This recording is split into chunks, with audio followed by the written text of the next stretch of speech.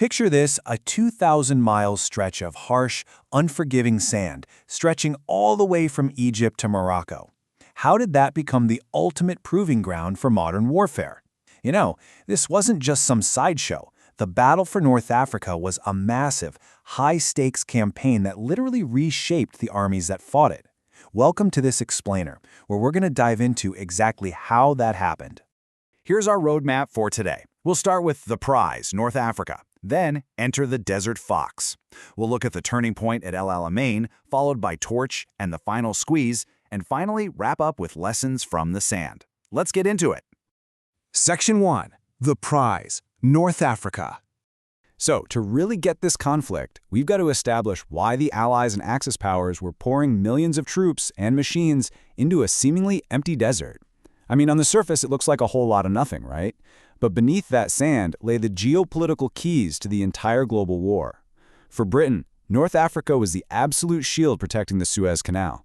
That was their lifeline to India and Asia, not to mention Middle Eastern oil and crucial Mediterranean shipping lanes. For the Axis, the goals were practically a mirror image. They wanted to capture that canal, slice the British Empire right in half, and threaten those exact same oil fields. Basically, control North Africa, and you control the Mediterranean, the whole shebang. Okay, jump to June 1940. Mussolini declares war, and Italian forces quickly invade Egypt. But consider the massive disparity in forces here. You've got roughly 250,000 Italian troops under Marshal Graziani facing off against just 36,000 British Commonwealth troops under General Wavell. The British were just wildly outnumbered. But they banked on vastly better training, superior tanks, and highly flexible tactics to take on this massive, albeit slow-moving, giant. And get this, the Italians advanced a grand total of just 60 miles and then literally just stopped to wait for supplies. Well, that pause, total fatal mistake.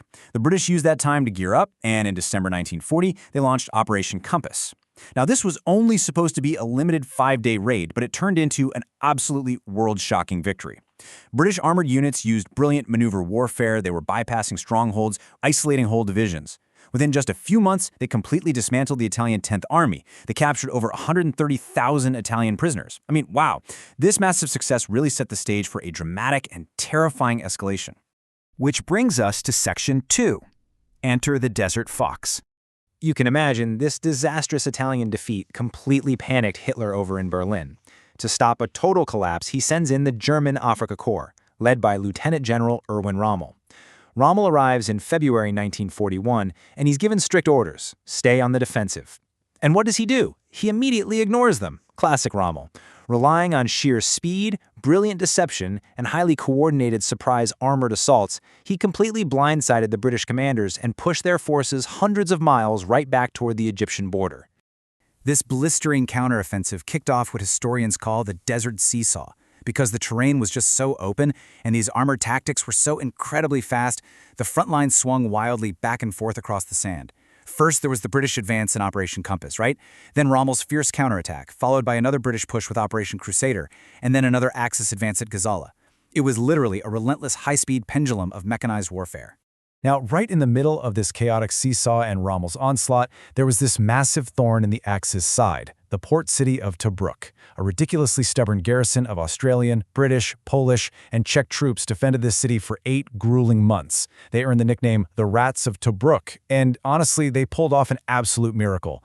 They survived relentless dive bombing from the Luftwaffe by relying entirely on the Royal Navy to smuggle in supplies by sea. It is truly wild to think about that level of grit, and their resistance tied down crucial Axis forces, keeping Rommel from pushing deeper into Egypt. But, you know, Rommel wasn't done. Fast forward to May 1942 and the Gazala battles. Instead of a direct assault, he pulls off this massive, daring armored flanking maneuver known as the Cauldron. Total tactical masterpiece. The Allied defensive lines completely collapsed. Tobruk finally fell in June, and a staggering 33,000 Allied soldiers were taken prisoner, along with massive stockpiles of desperately needed fuel and vehicles. This huge win snagged Rommel a promotion to Field Marshal and pushed the Allies to the absolute brink of defeat in North Africa. Section 3.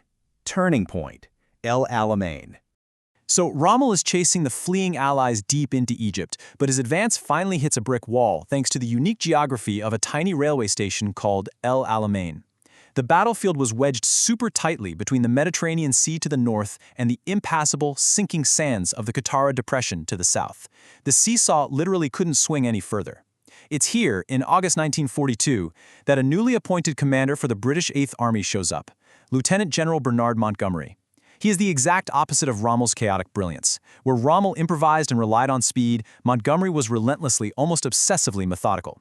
He flat-out refused to attack until every single advantage, infantry, artillery coordination, air support, and above all, logistics, was perfectly secured. All of Montgomery's intense, disciplined prep finally culminated in the Second Battle of El Alamein in October 1942.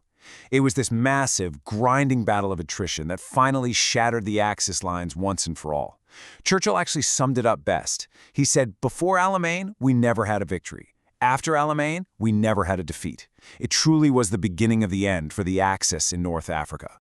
So what did that methodical preparation actually look like on the ground? Well, 230,000. That is the jaw-dropping number of Allied soldiers Montgomery unleashed at Alamein. And they weren't alone. They were backed by over 1,000 tanks and nearly 2,000 artillery guns, going up against an Axis force basically half that size. Montgomery proved, beyond a shadow of a doubt, that while tactical brilliance is great, overwhelming logistics and sheer material supremacy, that's what actually wins wars. Moving right along, Section 4, Torch and the Final Squeeze. As Rommel was desperately retreating west across Libya, the Allies pulled off an absolute geopolitical masterstroke. Think of it like a giant trap. Step 1. Montgomery pushes west from Egypt. Step 2. In November 1942, under Operation Torch, General Dwight D. Eisenhower lands a massive joint American and British force over in the west, hitting beaches in Casablanca, Oran, and Algiers. This was huge, by the way, because it marked the very first major U.S. Army combat operation against Germany. Step 3. The Axis forces are caught in a massive vice, squeezed from both sides right into the mountainous terrain of Tunisia. Now, this final squeeze, not exactly smooth sailing. As the forces converged, totally inexperienced American troops ran headfirst into Rommel at the Battle of Kasserine Pass in February 1943. It was a harsh, bloody defeat for the U.S. It ruthlessly exposed some severe weaknesses in their leadership, their training, and communications. But, and here's the crucial part, the U.S. Army didn't just fold. They learned from it. This brutal wake-up call sparked sweeping, immediate reforms that modernized the American fighting force and brought aggressive generals like George S. Patton to the forefront. And hey, those reforms paid off big time. By May 1943, the Axis position was completely hopeless.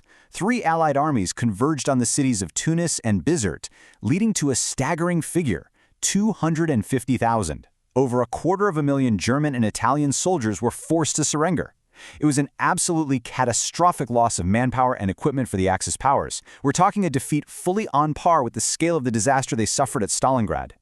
Finally, Section 5, Lessons from the Sand. So the fighting in North Africa was finally over. But this brutal 3-year campaign forever altered how wars are fought. The desert proved violently that amateur tacticians study battles while professional generals study supply lines. Period. Logistics determined the victor. Plus, tanks couldn't just charge in alone anymore. They had to be tightly integrated with infantry, artillery, and critically, air power.